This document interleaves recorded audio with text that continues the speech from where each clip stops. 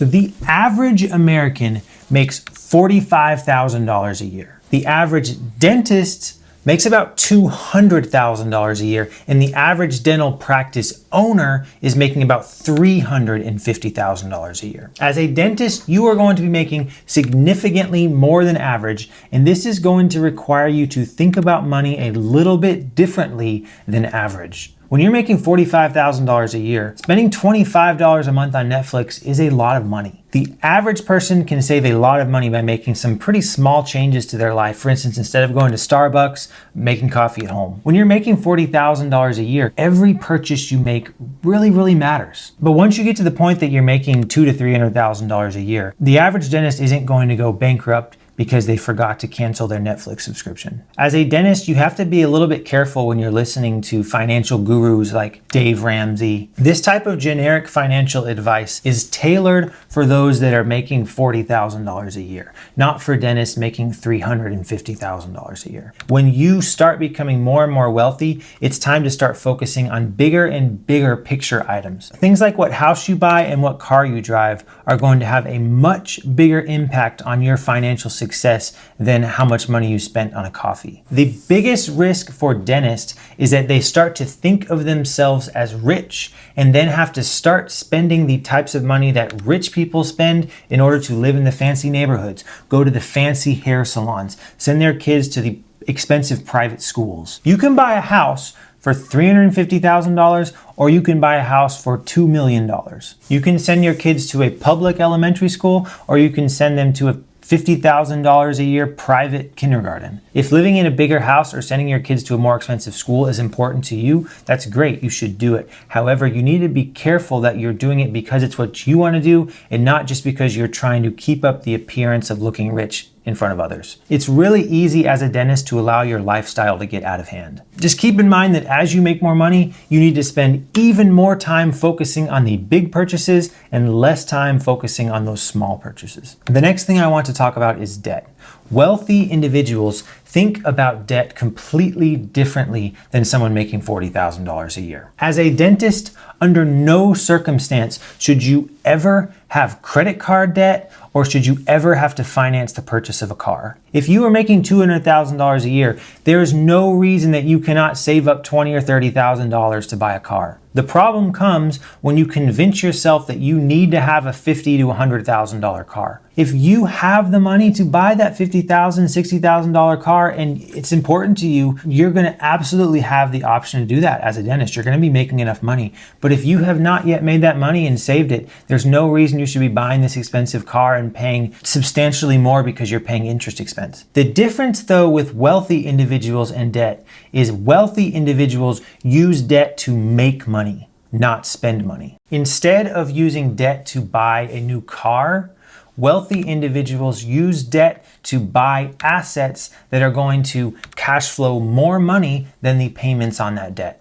What this practically means for you as a dentist is you need to be looking for assets that you can purchase that are going to bring you a higher income than the loans that are required to service that debt. If you do not yet own your own practice, the number one way to increase your income and eventually your wealth as a dentist is to find a successful dentist who's planning on retiring and buy the practice from that dentist. Using this strategy, you can go from making $200,000 a year to making $300,000 a year in a single year just because you bought a successful dental practice. You might say, well, what's the difference between financing a car and financing a dental practice? The thing is, a car is going to depreciate. It's going to lose value as soon as you purchase it. It's an expense. When you use debt to pay for an expense like a car, you're just paying extra money to have a larger expense. But when you take out a loan to buy a dental practice, not only is that dental practice likely to increase in value over time, but you're also going to be profiting from the production of that practice. Practically speaking, this means that your income, yearly income, is going to go up, but you are also going to be investing in an asset that you're later able to sell at a profit. So let's say you buy a practice where the payments on the loan are going to be $50,000 a year, but you're making an additional $150,000 by owning that practice. Sure, For the first 10 years, you're only going to be making an extra $100,000 because 50 is going to be going to the bank. But once those 10 years are finished and once that practice loan is paid off, you are now going to be keeping the full $150,000 per year. And when you are ready to retire or move, you are now going to be able to sell that practice. And because you have paid it off, you might sell that practice for $1 million and you're going to get to keep 100% of that sale price. If instead you just kept working at your comfortable associate job for those 10 years, not only would you have been making $100,000 less per year, but you wouldn't have a practice that you could sell when you were ready to move or retire. This is why taking out debt to buy a dental practice is an investment, not an expense. Under no circumstance should you be taking out credit card debt or financing the purchase of a car.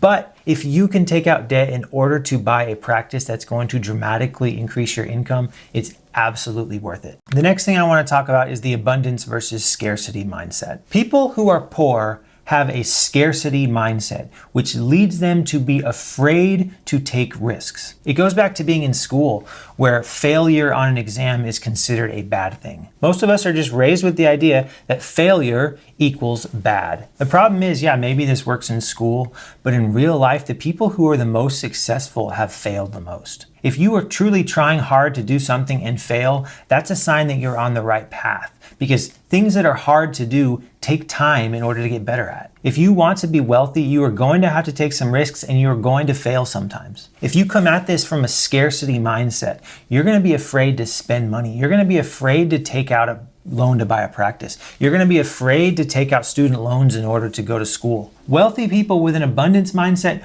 understand that you're going to have to spend some money in order to make money. If you have a scarcity mindset, you might stay at your associate job where you're keeping 30% of production. But when you look at life from an abundance mindset and you realize that if you are the owner of the business, you could be keeping 60%, 70% of your production. When you realize you could be making twice as much money for doing the same exact procedure. Once you develop an abundance mindset, you start looking around and seeing all of the opportunities around you. I knew a dentist one time who limited the amount of gauze he allowed his hygienist to use. 1 square per patient. That makes absolutely no sense. Why waste your time and energy trying to save a few cents on gauze when he could literally do 1 crown and pay for an entire year's worth of gauze? Rather than trying to penny pinch these little small details and trying to cut costs in these little small ways, instead look around and look at all the huge numbers of ways that you can increase your income. As a dentist, you can learn how to do clear aligners. You can start placing implants. You can get better at treatment planning. You can get better at case acceptance. You can learn how to do more surgical extractions. You can learn how to start placing bone grafts when you do extractions. You can get better at aesthetics and start doing more veneers on patients. You can get better at marketing and learn how to attract new patients to your practice. You can get better at small talk and being friendly and learning how to retain more patients at your practice. You can get better at business and learning how to hire and retain staff members. You can learn how to hire an associate or multiple associates to come work at your practice. You can make an investment into the real estate of your business by owning the building in which you're working. You could even buy a building that's a little bit larger than what you need, and you can rent out some of the adjacent spaces to other businesses. There are literally so many ways that you can increase your income as a dentist.